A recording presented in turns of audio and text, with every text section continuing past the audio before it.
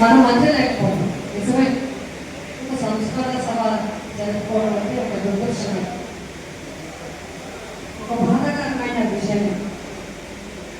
మరి పార్టీ పరంగా మనం అందరం పెట్టుకున్నాం కాబట్టి అందరు సోదరి వాళ్ళు అందరూ కూడా చెప్పిన విషయాలు ఒక రకంగా సోషల్ మీడియా ద్వారా ఆయన చేసిన సేవలు కానీ, ఆయన ఎంతెంత కార్యక్రమాలు తీసుకున్నారనేది కానీ, ఆయన రాజకీయ రంగ ప్రవేశం నుంచి నేటి వరకు మొన్నటి వరకు అన్ని విషయాల్లో కూడా తెలియని, మీడియా ఓపెన్ చేస్తే చాలు అందరికీ కూడా మనకి కూడా తెలియని విషయాలన్నీ కూడా తెలియడం జరుగుతుంది.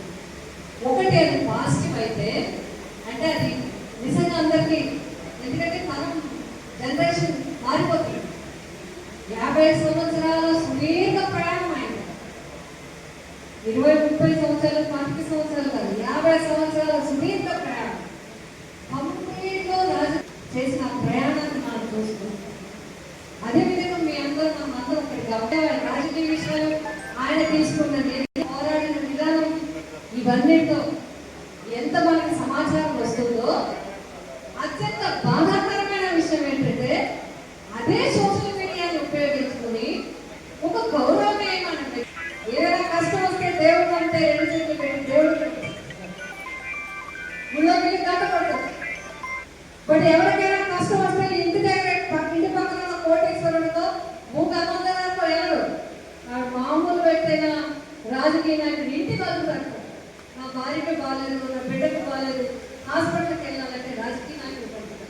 ఆ విధంగా కుటుంబాన్ని సైతం లెక్క చేయకుండా వచ్చే రాజకీయ నాయకుల గురించి వాళ్ళు లేనప్పుడు వాళ్ళని కించపరిచే విధంగా, వాళ్ళని అవమానపరిచే విధంగా, వాళ్ళ జీవితాన్ని తప్పుదారి పట్టించే విధంగా నడుపుతున్న మాటలన్నింటినీ కూడా ఈ సమాజంగా తీవ్రంగా ఖండిస్తున్నాం మనం అనుకుంటున్నాం.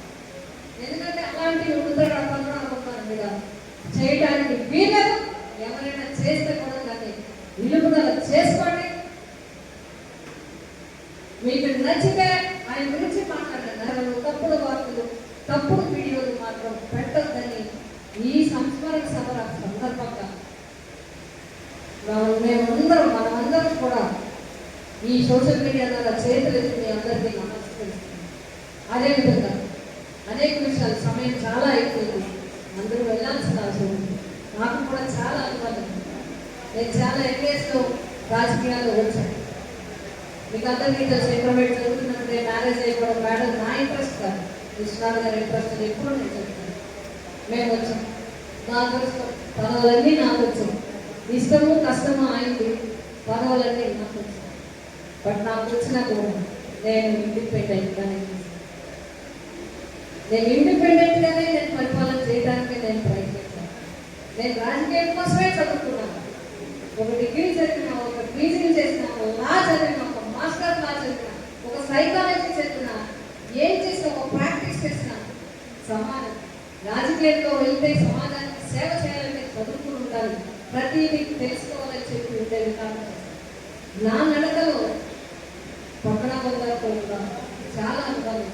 జిల్లా పరిషత్ చైర్మన్గా చేసినప్పుడు కానీ, లేదా పార్లమెంట్ సభ్యులు ఆయన వెంకటేశ్వర గారు చెప్పడం జరిగింది. అంటే కొన్ని పాత్రలు ఉండి లేవున్నాయి, అందులో అప్పుడు జ్యోతులు నెహ్రూ గారు కూడా ఉన్నారు. లేని పాత్ర పేరు చెప్పిన పాత్రలు ఒక పేరు ఏమి ఇబ్బంది లేదు. బట్ అది మాత్రం వాస్తవం. ఎందుకు అంటే అప్పుడు నాకు ఎమ్మెల్యే టికెట్ ఇచ్చారు, కానీ ఆఖరి నిమిషంలో గవర్నమెంట్ వచ్చింది, ఎమ్మెల్యేలు అయ్యాం. ఆవిడ కూడా మాతో పాటు ఉండాలి అంటే అని చెప్పి ఒక కార్యక్రమం మున్సిపల్ ఎలక్షన్లు అవుతున్నాయి. Ramachandrapuram municipal election, Kakinada municipal ఈ ఎలక్షన్ చేసుకుంటూ వచ్చినప్పుడు హెలికాప్టర్ దిగి ఈ కార్యక్రమాలు చేస్తే మళ్ళీ హెలికాప్టర్ ఎక్కేటప్పుడు కార్ డ్రైవింగ్ లో ఎక్కడ కూర్చుంటే మీరు కూర్చున్నారు ఏంటంటే ఎక్కడ ముందు మీరు అక్కడ అనేది వెనకాల వీళ్ళందరూ ఎక్కారు. ఎక్కి హెలికాప్టర్ తీసుకెళ్ళినప్పుడు ఇలా చెప్పి ఖచ్చితంగా చేయాలి, మరి ఆవిడ ఒక్కడే అలా కష్టపడి విడిపోతున్నారు, మనం చేయాలి, మీరెవరు అంటున్నారు, అది కాదు కాదు. వెంటనే నిర్ణయం తీసుకుని వెళ్ళిన వెంటనే ప్రకటించి ఇవ్వడం జరిగింది. ఎప్పటికీ మేము మర్చిపోలేదు, ఎప్పటికీ మర్చిపోలేదు. ఈ అనుబంధాలు ఎప్పుడు అలాగే ఆయన ఇంటి దగ్గర మీకు అందరికీ తెలిసే ఉంటుంది. అప్పటికి నేను ఇంకా కాలేజీలో డిగ్రీ చదువుతున్నాను. ఇంటి దగ్గర పెట్టారు ఆయన పాత పిల్లల్లో పాత ఇంట్లో ఒక ఉద్యమం పెట్టారు. అప్పుడు పద్మావతి గారితో పొద్దున్నే 6 గంటలకు ఇక్కడ 5 గంటలకు లేచి తయారై 6:30కి అక్కడికి వెళ్ళి రాత్రి వరకు 6 గంటల వరకు వాడు పక్కనే కూర్చున్న వ్యక్తి. అప్పటి నుంచి ఏ ఉద్యమం కాకినాడ రావుల వాళ్ళ కావచ్చు, రాజమండ్రి కావచ్చు, ఎక్కడికైనా కావచ్చు, ఎక్కడికైనా తర్వాత రాజకీయంగా అటు ఇటు అవడం వల్ల కొంత గ్యాప్ వచ్చింది. కానీ ఎప్పటికీ అలాగే మన ఎలక్షన్లో కూడా ఆయన వెంటనే పిఠాపురం నియోజకవర్గానికి అందరికీ ఒకసారి అంటే ఇది ఆయన లేదు కానీ నేను చెప్తాను. కేఈ కృష్ణమూర్తి గారు, కుదురుగడ పద్మనాభం గారు బాగా స్నేహం. ఎంత స్నేహం అంటే మినిస్టర్ ఎడ్యుకేషన్ మినిస్టర్. ఒకసారి రాజశేఖర రెడ్డి గారి దగ్గరికి వస్తున్నాను.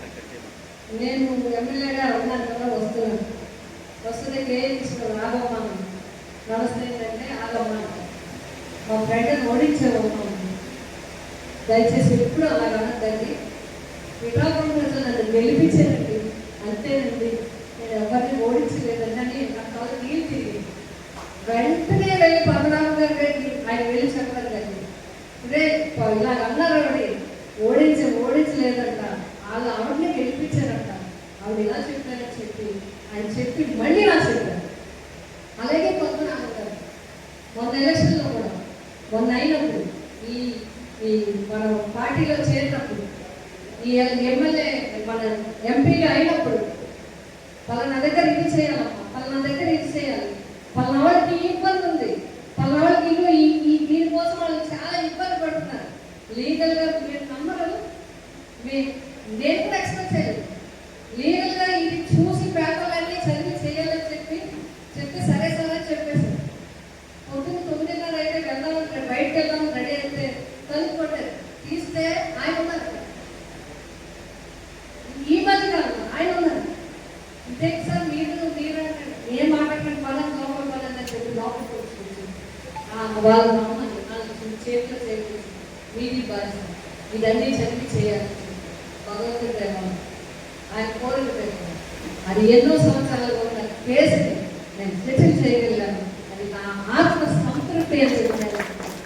చాలా సంతోషపడ్డారు, చాలా సంతోషపడ్డారు. ఒక రకంగా చాలా మంది క్యారెక్టర్ని చాలా రకాలుగా అనలైజ్ చేస్తారు. ఇప్పుడు ఇందాక బాబు గారు 5 గుణాలు చెప్పారు. నేను చూసింది ఆయన మొండితనం కాదు.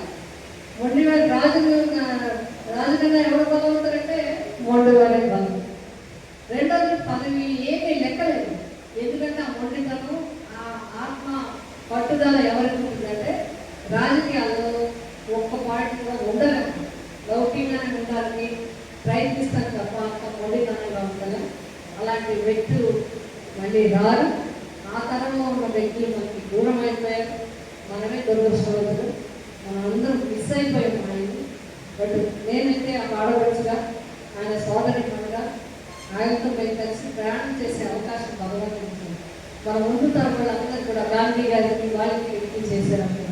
బట్ నేనే పంపుతానంటే ఏంటి రామారావు గారి దగ్గర పనిచేసి అంతే కదా, పెద్ద వ్యక్తులు గాంధీ గారు చేశారు, సుభాష్ చంద్రబోస్ గారు చేశారు, భగత్ సింగ్ గారు చేశారని చెప్పి ఎన్టీ రామారావు గారు చేశారు, చిరంజీవి గారు చేశారు, వీళ్ళతో చేశారు, ముదరడ పద్మనాభం గారు, ఇలాంటి పెద్ద పెద్ద వ్యక్తులతో మనం కలిసి పనిచేసే అవకాశం ఉంది. మనమందరం కోరుకోవాల్సింది భగవంతుడు వారి కుటుంబానికి మంచి ధైర్యాన్ని స్థైర్యాన్ని ఇవ్వాలి. పద్మావతి గారు ఒక భూదేవి గారు, నేను ఎప్పుడు ఆవిడ భూదేవినే చూస్తాను. పద్మావతి గారు ఆయన ఏదైతే అది ఆయన ఎలా అంటే అలా. రెండోది లేదు, ఇప్పుడు ఆవిడ ఏం ఆలోచించాలో కూడా తెలియదు. ఆవిడ ఏ రకంగా ముందుకెళ్ళాలో ఏ రకంగా జీవితం గడపాలో కూడా తెలియదు. ఎందుకంటే మొత్తం జీవితం ఆయనే అయిపోయింది.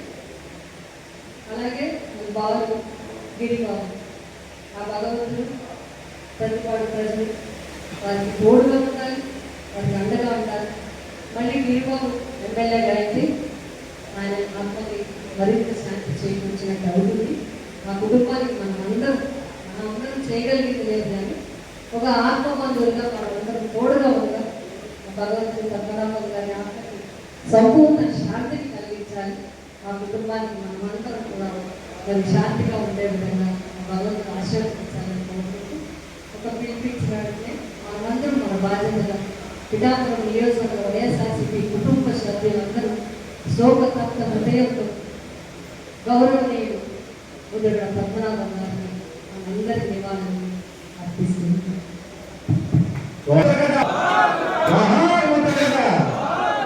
దయచేసి సోదరులందరూ కూడా మనం చిన్న మేడం గారు ఏర్పాటు చేయడం జరిగింది.